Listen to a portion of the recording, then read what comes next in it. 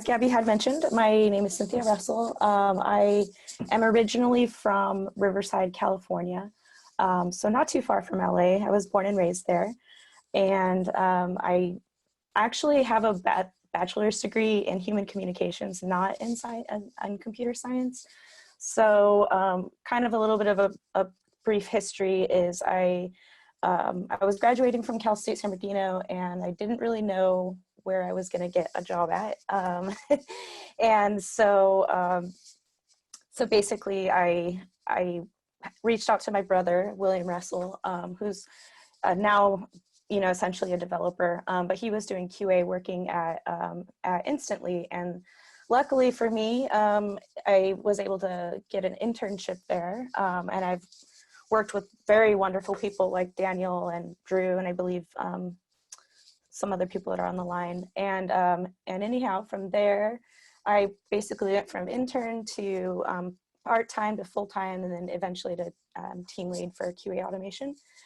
And then I moved up here to Oregon back in 2017. Now I'm in Washington, and I took a couple months off and and started working for US Bank. And then that was for a back-end mainframe system, which I'll go more into detail later on.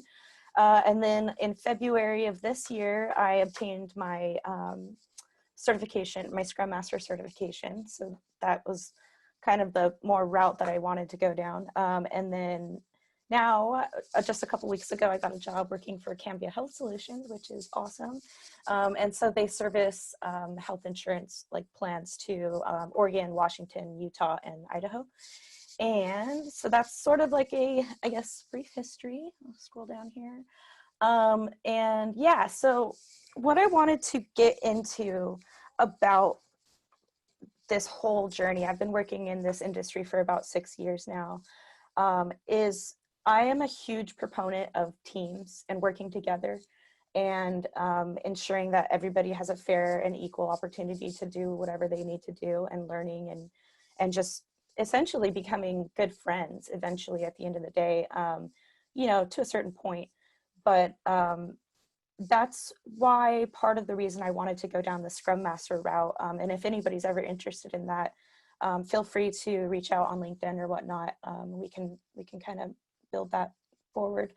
But anyways, and the difference between, so as a QA, and especially coming from a communication background, working throughout various different companies and learning the Agile philosophy, I'm sure a lot of you are aware of that, but it truly is, it enables us to do the things that we really want to do, and it enables us to work fast and get and be super productive, and just really, be able to expand our minds and do what we want to do. And so I think that if there's anything that I could say to anybody about being a QA is sometimes, and this is kind of an older waterfall mentality, but sometimes QA will get stuff like kind of thrown over the fence, as one might say. So if you're working on something and testing it out, maybe it wasn't really tested out all that great, and say a bug, it does end up going into production, QA kind of gets the finger sometimes, but it's not really like that so much anymore. So I think that being able to build out together, and with that Agile philosophy in mind, we're able to really get things done quickly. And sorry if I stutter a lot, I'm really nervous. But anyways, a couple of things about that. Especially, I want to give you a little history of working at Instantly and having kind of that smaller team to be able to really truly feel the Agile philosophy. So when I first started working there, and especially being a female, like in technology, it's changing now, obviously, but it was me and my friend Jessie were the only two females on the team that we were on, I think what women often give to the group is a little bit more of like a fostered care. Like it kind of, the dynamics between everybody are obviously always different, but what I would notice in meeting rooms would be that, I'm glad that Krishna brought it up, but where people sit is really important. But I was fortunate enough to be on a fantastic team. Like, I promise you, this was the highlight of my career so far. Everybody was so nice. Like, so we would joke around and you know, tell little stories or whatever at any time of the day, and we would work really hard together. And I didn't really have any issue with being a female. I mean, given it was only 2 of us on the team, but there was never really a problem like at all. So I think it just depends on where you're at in the world, and you know, like what company you're working for, and finding that right team. If you've got it, keep it, because that's one of the hardest things to do. It's to really find a good team that treats you respectfully. And so anyhow, I guess a little bit more of a history is when I was going through college, I was working as a waitress and a bartender for like 7 years, well, high school and college. And in that workplace, there was a lot. It was just every day, like guys coming up to me and pinching my sides, and just like, it was really bad, very, very much sexual harassment there. But you know, I guess as a woman, sometimes you might tell yourself, oh, it's okay, you know, get over it. It's, you know, this is just life. That's not life. That's not how it should be. And now that I worked with a fantastic team and continue to do so, I learned like, oh, wow, that's what was going on the whole time. I thought that was normal. So I think if anybody is ever going through any type of harassment, and if you even question it, call it out immediately. Write it down, write down your timestamps of when it happened and what was going on, and really ensure that, you know, that we support each other and that we talk about it. And when you do find something good, like I said, keep it and learn from it and grow from it. So besides that, talking about waterfall, so the transformation between a company that's come, like for US Bank, when I was working there, it's such a large corporation. So like small is what I had it instantly, is great. Medium, and US Bank was humongous, like 72,000 employees. And so it took a long time to come from waterfall and try to transform into agile. It's a very difficult process. And I think women bring to the table that ability to kind of communicate more often about, like, what about this? What if we do it that way? Did we think about this? And kind of I guess another story about that, as I was working at US Bank, because we were trying to transform from waterfall to agile, and because it's such a large corporation, there's various different teams, and there's all kinds of different software systems that everybody uses. So, you know, I had interfaced with 2 separate teams, one for front-end UI, working on small business banking, and then the other team was, they worked on a software system that enabled branch workers to do their job. So like if you wanted to get an auto loan, or, you know, you go into the branch, they use a software system that enables that you're the right person. And then what I worked on, I wish I could show you, but I can't because it's proprietary, but it was really difficult. It was a back-end mainframe system that was built in COBOL, and which is actually really secure, but it's very difficult to automate, and it's very difficult to test. And so within that, we had the UI team was very much agile. The Fusion team was kind of more waterfall, and then the back-end was kind of us trying to combine the two to get everybody back onto agile.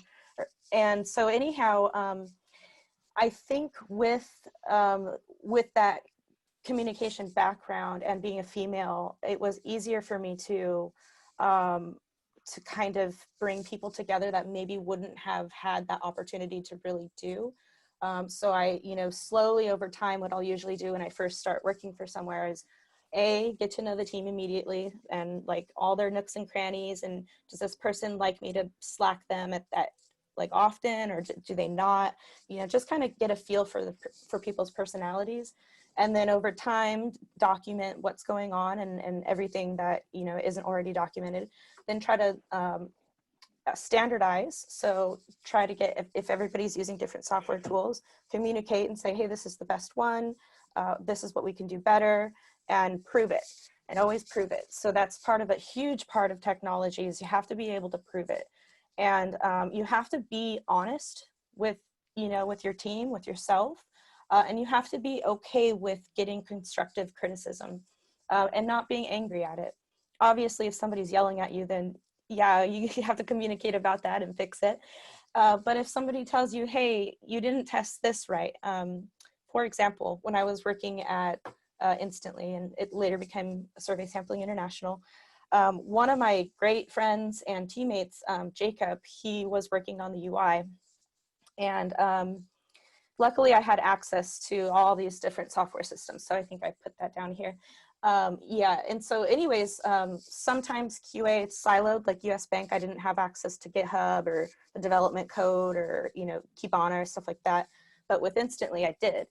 And so I remember writing bugs and I wouldn't have everything all filled out. Like maybe I didn't go check the logs on Splunk. Maybe I didn't open up the dev tools. Maybe I didn't get the network error. Maybe I didn't, something like that. And so over time, being open to constructive criticism, what happened was Jacob would come over and I would send him a bug or something like that. And there was a certain point in time where he's like, look, let me sit down next to you and show you what you need to do. Because I'm not going to keep taking these bugs if you don't have all this information on here. And I'm like, okay, like that's awesome. You're going to teach me. And so we sat down, did a couple of pairing sessions, and he showed me everything that, that he wanted in a ticket and a bug report. And he showed me how to do all these tools and how to use them. And it just ended up furthering my career exponentially, because who doesn't want to learn something new and be good at it? And so, yeah, I mean, I think that's another thing that we should all keep in mind, is that being open to our peers and learning from them is one of the best ways that we can evolve, not only as in technology, but as a culture. And being able to, accept things that maybe are hard to accept, and learning from them and growing from them. And I think that that's, something that most people can get on board with. So, and part of this slide that I have here is just all the, if you're doing QA, and especially once you get into automation, you're dealing with basically the whole gamut. So it's not just this part of the system or this part of the system or whatever. It's you have to test everything. And so you really, you get to know all these different software tools like Jira versus Axos. Oh yeah, I wanted to talk about that. But getting into like, okay, here's the CD/CI pipeline, and maybe there's something here, and getting to know all the databases and connecting that to your code, and learning all these different IDEs. Like, do I want to use Eclipse? Do I want to use IntelliJ? Do I want to use a Mac? Do I want to use Windows? I have to test on both. What VM am I going to use? Stuff like that. So I think what's really rewarding about having a career in quality assurance and just technology in general is that you're learning something new every day. And that knowledge will transfer to other parts of your life as well, of, being able to connect these things in this way. Okay, what about now I want to move into an environmental science or something like that, and I could use this certain tool. Like, for example, I have my own Jira. I like pay every month to manage my life.